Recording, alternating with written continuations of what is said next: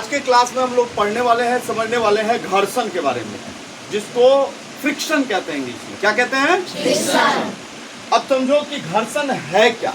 तो घर्षण क्या होता है कि ना कि एक जिधर की ओर बल लग रहा होता है उसके ठीक अपोजिट में, उसके ठीक अपोजिट डायरेक्शन में एक फोर्स लगाता है। उस बल को ही हम क्या कहते हैं? घर्षण बल।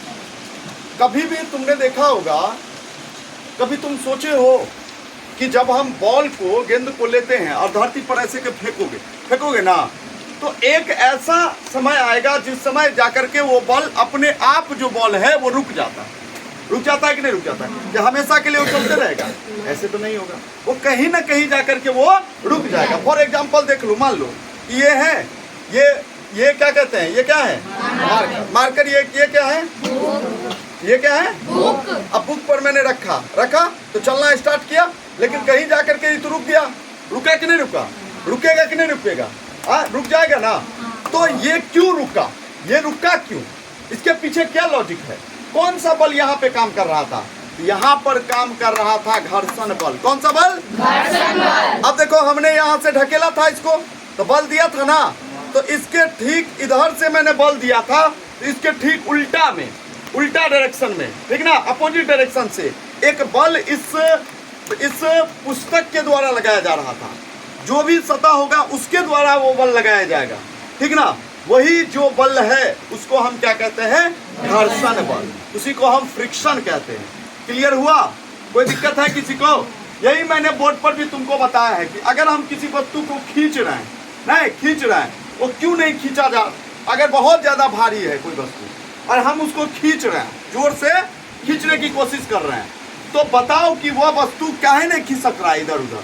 इसके पीछे क्या लॉजिक है? अगर हम वस्तु को खींच रहे हैं तो उस सतह के द्वारा भी उस वस्तु पर बल लगाया जा रहा है, और उसी बल को हम क्या कहते हैं? घर्षण बल। क्या कहते हैं? घर्षण बल कहते हैं। बात समझ में आ गई ना? बात घर्षण बल क्लियर हुआ? किसी को कोई दिक्कत है? ठीक ना।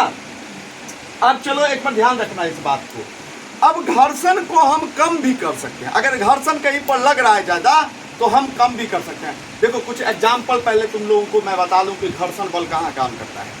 तो घर्षण बल हम लोगों के लिए सकारात्मक भी है और नकारात्मक भी है। कैसे है वो थोड़ा जानेंगे, ध्यान दे समझो। घर्षण कम करने के लिए हम लोग 3 प्रकार के चीजों का यूज करते हैं। एक होता है अर्ध ठोस। क्या होता है?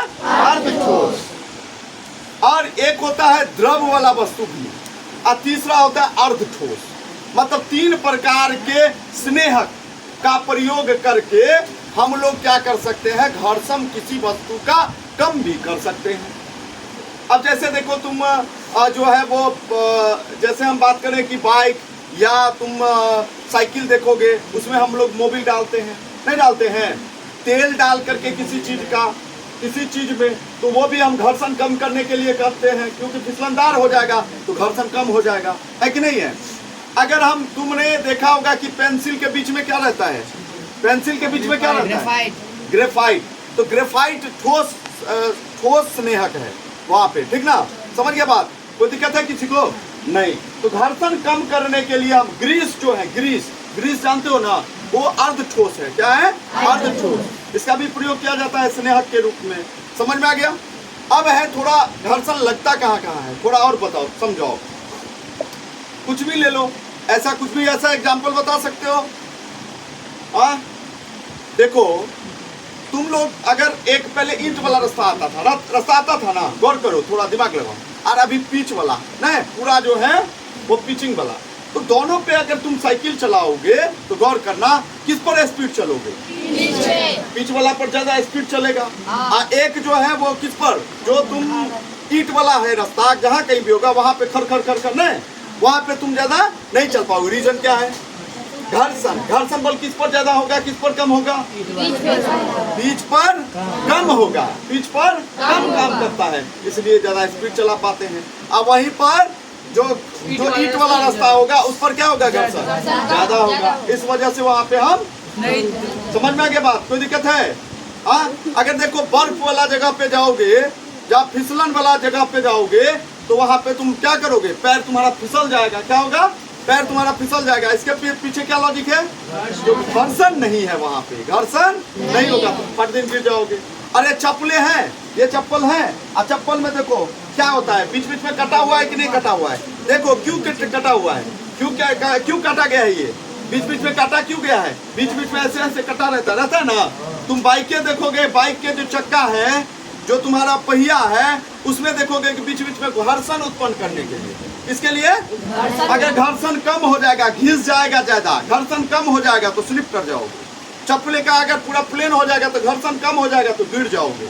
यानी तुमने क्या देखा कि घर्षण कहीं कहीं हमारे लिए पॉजिटिव भी है और कहीं कहीं नेगेटिव भी है कि नहीं है? घर्षण कहीं कहीं पॉजिटिव भी है और कहीं कहीं नेगेटिव भी है, ठीक ना। निगेटिव जहाँ पे होगा वहां पे तुमको घर्षण कम करना पड़ेगा। जो घर्षण का निगेटिव और पॉजिटिव क्या है उस पर थोड़ा हम लोग चर्चा करेंगे, ठीक ना। पॉजिटिव और निगेटिव का कुछ कुछ एग्जाम्पल। अब जैसे देखो, अगर मान लो कि बर्फ है, बर्फ पे तुम फिसल जाते हो क्योंकि घर्षण वहां पे कम है, घर्षण वहां पे कम होगा। और जहाँ पे अब घर्षण होगा अगर उस पर, तो वो क्या हो गया, तो हमारे लिए क्या होगा, आसानी पूर्वक हम वहां पे चल पाएंगे। यहाँ पर हमारे लिए पॉजिटिव हुआ कि नहीं हुआ? चप्पल में जो कटा हुआ है घर्षण अगर है तब तुम चल पाते हो ना। अगर नहीं रहेगा तो फिसल जाओगे, बर्फ पर फिसल जाओगे, स्लिप कर जाओगे। ये क्या हुआ, पॉजिटिव या निगेटिव? पॉजिटिव हुआ तुम्हारे लिए, हुआ कि नहीं हुआ, ठीक ना। घर्षण ज्यादा होने से जो मशीन है, मशीन के जो कल पुर्जे सब होता है टूट जाता है, तो वो किस कारण से? घर्षण के होने से। तो ये हमारे लिए क्या हुआ, निगेटिव हो गया। क्या हो गया? तो निगेटिव और पॉजिटिव घर्षण दोनों। अब हम लोग समझेंगे घर्षण के प्रकार। किसके बारे में समझेंगे? चलो भाई, तो सबसे पहले है स्टैटिक फ्रिक्शन, जिसको हम कहते हैं स्थैतिक घर्षण। और स्टैटिक मतलब हुआ रुका हुआ। अगर मान लो ये टेबल है ना, और टेबल पर हम इस वस्तु को अगर ये है और ये रुका हुआ है ना, रुका हुआ, तो यहाँ पर जो कोई भी वस्तु को रोक दिया पूर्ण रूप से, ये चलने नहीं दे रहा है, पूर्ण रूप से रुका हुआ है, ये मार के रुका हुआ है ना, तो इसको हम कहेंगे स्थैतिक। यहाँ पर कौन सा घर्षण काम कर रहा है? स्थैतिक घर्षण, स्टैटिक घर्षण, फ्रिक्शन, जिसको इंग्लिश में कहते हैं स्टैटिक फ्रिक्शन। बात समझ? यहाँ पर स्थैतिक घर्षण, जो रुका हुआ वस्तु है, रोक दिया पूर्ण रूप से। यहाँ पर कौन सा वस्तु काम कर रहा है? अगर मान लो कोई बॉक्स है टेबल पर रखा हुआ है, तो यहाँ पर कौन सा घर्षण काम कर रहा है? ये वस्तु रुका हुआ है ना, पूर्ण रूप से रुका हुआ है यहाँ पर, तो कौन सा घर्षण काम कर रहा है? रुका हुआ है, पूर्ण रूप से रुका हुआ है ना, तो इसको हम क्या कहेंगे? स्थैतिक घर्षण। क्या कहेंगे? चलो भाई, समझ में आ गया ये बात। उसके बाद है सीमांत घर्षण। क्या कहते हैं? सीमांत घर्षण। तो सीमांत क्या होता है पता है? सीमांत क्या होता है पता है?